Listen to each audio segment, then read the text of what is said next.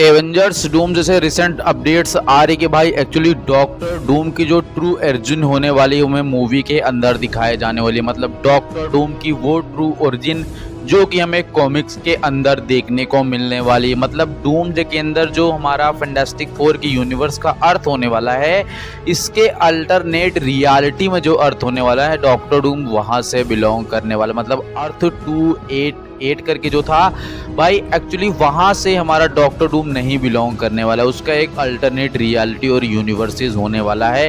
Fantastic four का जो universe है उसके यूनिवर्स का जो लेथवेरिया जो हमें खाली कुर्सी दिखाई गई थी, एक्चुअली डॉक्टर डूम उसी यूनिवर्स से भी होगा, लेकिन उस यूनिवर्स का डॉक्टर डूम इतना कमजोर होगा कि उसकी टेक्नोलॉजी को हथियाने के बाद जो दूसरे अल्टरनेट रियलिटी का डूम होगा ये इस डूम को गायब करके फैंटास्टिक फोर के बच्चे को भी ले जाने के लिए आएगा, ताकि वो दोनों ही सेम कंडीशन में उस यूनिवर्स की बर्बादी का कारण बन सके और डॉक्टर डूम अपने यूनिवर्स को फिर से रिक्रिएट कर सके। कहने का मतलब ये है कि जो हमारा 828 का यूनिवर्स में फैंटास्टिक फोर मूवी के अंदर दिखाया गया, इस यूनिवर्स से एक्चुअल डॉक्टर डूम नहीं होने वाला है। वो सेम ऐसी रियलिटी से अदर रियल में होने वाला है Victor von Doom Doctor Doom, जो कि एक्चुअली इस यूनिवर्स के डॉक्टर डूम को ले जाएगा अपने साथ और भाई एक्चुअली इस यूनिवर्स के फ्रैंकलिन रिचर्ड को ले जाएगा, जिनकी हेल्प से वो पूरा का पूरा एक नया यूनिवर्स बनाएगा जिसमें उसके बीबी और बच्चे वापस हो जाएं। एक्चुअली ऐसा इसलिए होने वाला है क्योंकि भाई एक्चुअली डॉक्टर डूम की जो ट्रू ओरिजिन है वो लेथवेरिया से ही होने वाली है। लेथवेरिया का एक किंग शासक रूलर था। लेथवेरिया का एक बच्चा था जिसके माता पिता को लेथवेरिया से भगा दिया गया वहाँ के सनिस्टर बैरन के कहने पर। और एक्चुअली भाई जब वो थोड़ा बड़ा हुआ उसने साइंस पर एक्सपेरिमेंट्स किए, वो इतना ताकतवर हो गया, उसने एंसेंट जाकर के मॉन्ग से मैजिक्स वगैरह सीख लिया लाइक हमारे डॉक्टर स्ट्रेंज ने सीखा हुआ था। एंड भाई एक्चुअली उसके बाद जो वापस आया बैरन को चुनौती दी और भाई उनके साम्राज्य को हथिया लिया और वहाँ की जनता को बहुत सारे ऐसे नए जुमले बना कर दिए जो कि भाई एक्चुअली आज भी डॉक्टर डूम बेरहम तो है, लेकिन उसने अपनी जनता के लिए हमेशा एक छत राज करके सबको एक समान ही समझा। मतलब डॉक्टर डूम ऐसे ही विलन नहीं है। अगर आपको छोटा सा एग्जांपल देना चाहूँ तो जैसे लाइक रावण आपने देखा होगा रामायण के अंदर कि वो किसी छोटे मोटे पर जुल्म तो नहीं करता, लेकिन वो भगवान राम की पत्नी को ले गया था, वैसे एग्जैक्टली लाइक डॉक्टर डूम जो है वो किसी छोटे मोटे कैरेक्टर पर जुल्म नहीं करता। वो यहाँ पर आएगा और कैप्टन अमेरिका और अदर कैरेक्टर्स उठा कर ले जाएगा। अगर आपको रामायण का एग्जाम्पल खराब लगा तो भाई उसके लिए सॉरी, पर मैंने इससे बेहतर समझाने कोई तरीका होने चाहिए कि हमारे यहाँ पर राम और रामायण की कहानियां चलती रहती हैं। एंड ओवरऑल एवेंजर्स डूम के अंदर वैसा ही कुछ होने वाला है। लाइक डॉक्टर डूम जो है विलन तो होने ही वाला है, लेकिन डॉक्टर डूम की नॉलेज ट्रू नॉलेज होने वाली है, डॉक्टर डूम की पावर्स ट्रू पावर होने वाली है। वो अहंकार में खुद को भगवान समझने लगेगा और आकर के सारे एवेंजर्स की बैंड बजा देगा और एवेंजर्स उसके खिलाफ अलग अलग यूनिवर्सेस एंड डायमेंशंस में असेंबल होने का ट्राई करेंगे।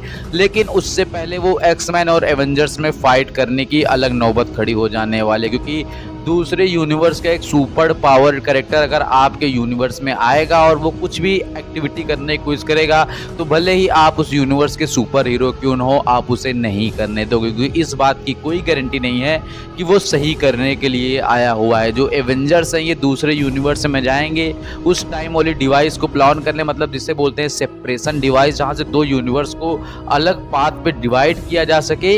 एक्चुअली भाई उस डिवाइस को प्लान करने नहीं देंगे एक्समैन के कैरेक्टर्स न्यू एवेंजर्स को, जिनको असेंबल करके थॉर ले जाने वाला है एक्समैन के यूनिवर्स में, और उनको ये अपडेट देंगे फैंटास्टिक फोर के कैरेक्टर्स की भाई ऐसी ऐसी प्रॉब्लम्स होने वाली है और हमारा यूनिवर्स तुम्हारा यूनिवर्स और एक्समैन का यूनिवर्स कोलैप्स करने वाला, क्योंकि फैंटास्टिक फोर ने डॉक्टर डूम अपने यूनिवर्स के डॉक्टर डूम जो कि एक्चुअल में सीधा था उसके साथ मिलकर ये रिसर्च ऑलरेडी कर रखे थे कि आज नहीं तो कल गैलेक्टस के आने के बाद यूनिवर्सेस कोलैप्स होने वाले हैं। इसीलिए हमें थोड़े टाइम से गैप दिखाया गया पोस्ट क्रेडिट सीन में, जहां पर फ्रैंकलिन रिचर्ड जब बच्चा था गैलेक्टस समय और आने के समय वो 4 साल का हो गया था। उस बीच में हमें उस यूनिवर्स का विक्टर वॉन डूम दिखाया जाएगा जो कि उतना ज़्यादा पावरफुल नहीं है, लेकिन जब दूसरे यूनिवर्स का डॉक्टर डूम आएगा तो उस डॉक्टर डूम को भी मार पीट के हथिया लेगा और उनके बच्चे को भी हथिया लेगा, ताकि उन दोनों की मैजिक की पावर को एब्जॉर्ब करे और एक पूरा का पूरा नई रियलिटी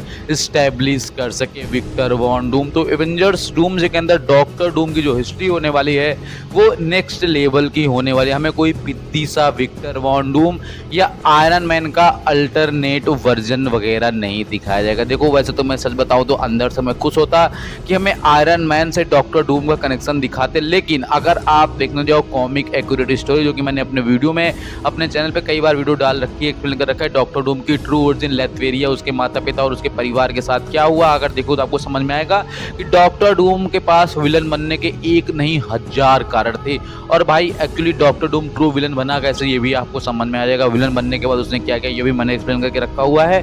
तो लाइक कि हमें ट्रू डॉक्टर डूम देखने को मिलेगा, ना कि कोई आयरन मैन का छटा हुआ डॉक्टर डूम देखने को मिलेगा। और इस बात से मैं मतलब बहुत खुश तो नहीं हूँ, पर फिर भी भाई हमें डॉक्टर डूम की ट्रू ओरिजिन देखने को मिलेंगे। और रॉबर्ट डाउनी जूनियर को as a Doctor Doom cast करने के पीछे कोई और रीज़न नहीं है, सिर्फ और सिर्फ पब्लिसिटी और मार्केटिंग अच्छे से हो जाए ताकि लोग डॉक्टर डूम को देखने थिएटर में तो आए, वरना कोई और एक्टर प्ले करता तो शायद लोग इतना ज़्यादा एक्साइटेड ना होता जिन्होंने कॉमिक्स नहीं पढ़ी हुई। तो सब्सक्राइब, लाइक, शेयर करना। मिलता है नेक्स्ट वीडियो में। Thanks for watching.